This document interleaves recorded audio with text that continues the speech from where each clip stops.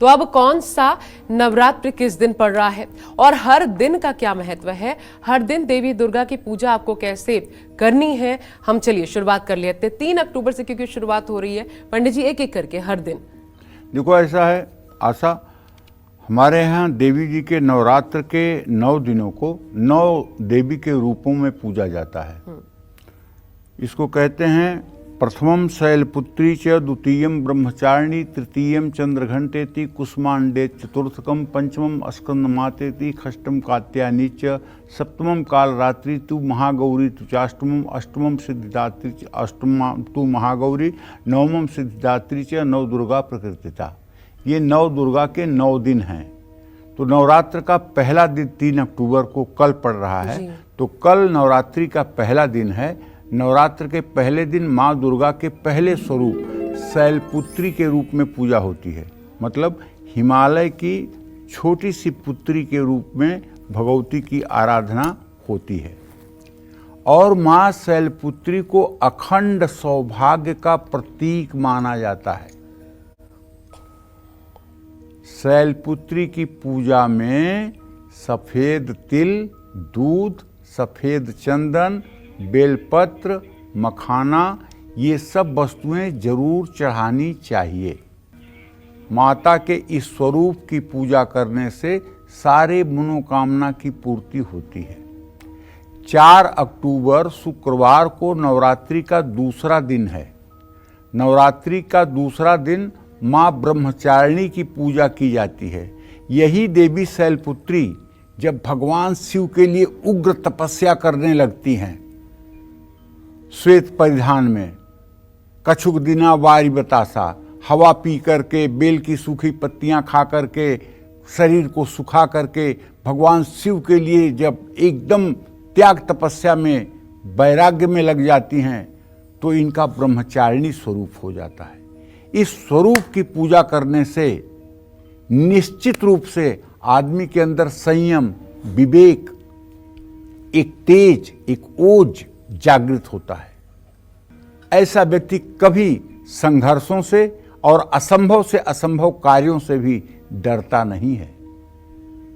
ऐसा व्यक्ति अपने इरादे पर अटल होता है।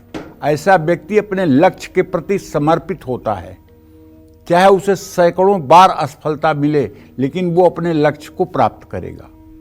इसी अवस्था में सप्तऋषियों से माता शैलपुत्री ने ब्रह्मचारिणी रूप में सप्तऋषियों से कहा था कि कोटि जन्म लग रगर हमारी, बरहु शंभु न त रहूं कुंवारी। 1 करोड़ बार अगर मैं जन्म लूंगी तो भी अपना हठ और तपस्या नहीं छोड़ूंगी, या तो शंकर से विवाह करूंगी या तो कुंवारी मर जाऊंगी।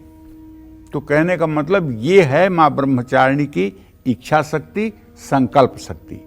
जिसके अंदर ये इच्छा शक्ति और संकल्प शक्ति अपने जीवन के प्रति आ जाए, वो माँ ब्रह्मचारिणी का भक्त है। हर परिस्थिति में जो विजय प्राप्त कर ले, वो ब्रह्मचारिणी का भक्त है। 5 अक्टूबर शनिवार नवरात्रि का तीसरा दिन है। नवरात्रि के तीसरे दिन माँ दुर्गा के चंद्रघंटा रूप की उपासना की जाती है। चंद्रघंटा का मतलब देवी के हाथ के दाहिने हाथ में एक घंटा विराजमान होता है, और ये घंटा संपूर्ण विश्व के कल्याण के लिए बजता है। जब माँ संपूर्ण विश्व का कल्याण करने चलती हैं, तब इनका चंद्रघंटा रूप में पूजन होता है। ऐसा आदमी किसी से बैर विरोध नहीं करता है। ऐसे ही लोगों के लिए भगवान शिव कहते हैं माँ पार्वती से, उमा जे राम चरण रति, विगत काम मद क्रोध, निज प्रभुमय देखहि जगत, कहीं सन करई विरोध। हे उमा, हे पार्वती, जो राम के चरण में रत हैं, जिन्होंने काम, क्रोध और मद को त्याग दिया है, वो इस संपूर्ण संसार को अपने प्रभु का ही रूप देखते हैं, इसलिए वो किसका विरोध करें। अर्थात ये संपूर्ण चराचर जगत उनके प्रभु का ही स्वरूप है, इसलिए ऐसे लोग किसी से भी द्रोह नहीं करते हैं। और जो लोग माता के इस स्वरूप की पूजा करते हैं, निश्चित रूप से ऐसे लोग कभी किसी से बैर विरोध नहीं करते हैं। अपने साथ बैर विरोध करने वालों के लिए भी भगवान से कल्याण की कामना करते हैं। पाप ताप और सभी बाधाओं से मुक्ति देने वाला है ये नवरात्र का तीसरा दिन। अब 6 अक्टूबर रविवार नवरात्रि का चौथा दिन। ये नवरात्र के चौथे दिन माँ कुष्मांडा की उपासना की जाती है।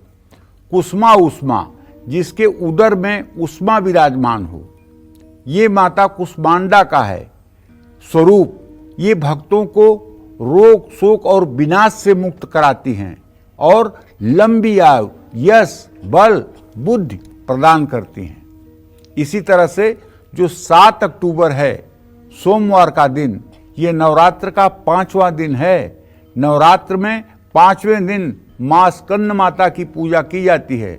इसमें माता के साथ स्वामी कार्तिकेय की भी ध्यान किया जाता है। माता के साथ स्वामी कार्तिकेय विराजमान होते हैं। स्कंद नाम स्वामी कार्तिकेय का ही है। उनको खडानन भी कहते हैं, कार्तिकेय भी कहते हैं, स्कंद भी कहते हैं।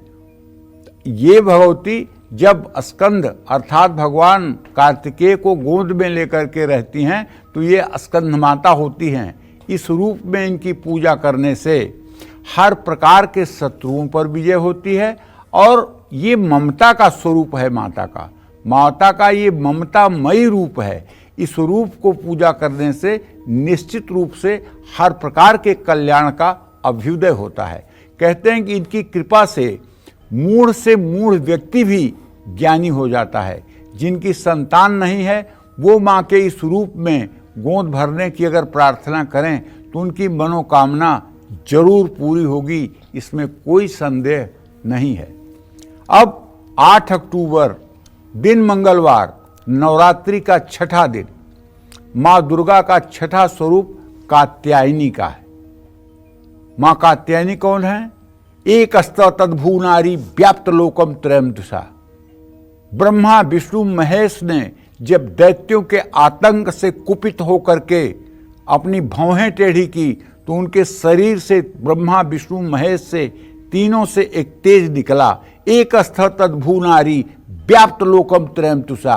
और तीनों तेज के मिलने से एक ऐसे नारी का निर्माण हुआ जो तीनों लोकों को आच्छादित करती हुई थी। देवताओं ने जब प्रार्थना किया तो उनका आकार थोड़ा सा सामान्य हुआ और चूंकि वो कात्यायन ऋषि के आश्रम में प्रकट हुई थी इसलिए उनका नाम कात्यायनी पड़ा। इन्हीं को माँ दुर्गा भी कहते हैं। और इन्होंने देवताओं के कार्य के लिए असुरों का संहार किया, देवताओं को त्राण दिया। माँ कात्यायनी की पूजा से धर्म, अर्थ, काम और मोक्ष चारों प्रकार के पुरुषार्थों की प्राप्ति होती है। 9 अक्टूबर बुधवार नवरात्रि का 7वां दिन है। नवरात्रि के 7वें दिन माता का आदिशक्ति माँ कालरात्रि के पूजा का विधान है। कालरात्रि, महारात्रि, मोहरात्रि दारुणा, ये महाकाली के स्वरूप की पूजा की जाती है। ये कालरात्रि काल का भी दमन करने में सक्षम है। इनकी पूजा से अकाल मृत्यु का भय, तंत्र मंत्र, जादू, टोने टोटके, भूत प्रेत, पिशाच सभी भय को समाप्त करने वाली ये देवी हैं। नौकरी या संपत्ति से जुड़ी हुई दिक्कतें दूर करती हैं। इनकी पूजा से कर्ज से मुक्ति मिलती है और सबसे बड़ी बात है इनकी पूजा करने वाले को कभी शत्रु का भय नहीं रहता है तो नहीं रहता है। 10 अक्टूबर गुरुवार महाअष्टमी नवरात्रि के 8वें दिन मां के महागौरी स्वरूप की पूजा की जाती है। जिस स्वरूप की पूजा माता सीता ने जनकपुर में की थी। देवी पूजी पद कमल तुम्हारे, सुर नर मुनि सब होई सुखारे। तो मां सीता ने जिस स्वरूप की पूजा की थी वो मां गौरी की पूजा की थी, महागौरी की पूजा की थी। मां की इस उपासना से कन्याओं को उनका योग्य मनपसंद जीवन साथी मिलता है। विवाह में आ रही रुकावट दूर होती है। कुंवारी कन्याएं अगर महागौरी की उपासना करें तो मां जल्दी प्रसन्न होती हैं। उन्हें चिरंजीव, दीर्घायु, तेजस्वी वर की प्राप्ति होती है। इसी तरह से 11 अक्टूबर शुक्रवार को महानवमी मां दुर्गा की नौवीं शक्ति सिद्धिदात्री हैं। देवी भागवत पुराण के अनुसार भगवान शिव ने इन्हीं शक्ति स्वरूपा देवी की उपासना करके सभी सिद्धियां प्राप्त की थी, जिसके प्रभाव से शिव जी का स्वरूप अर्धनारीश्वर का हो गया था। 12 अक्टूबर शनिवार को दशहरा है, जिस दिन रावण का वध होगा, अधर्म पर धर्म की विजय होगी। जय मां विंध्यवासिनी।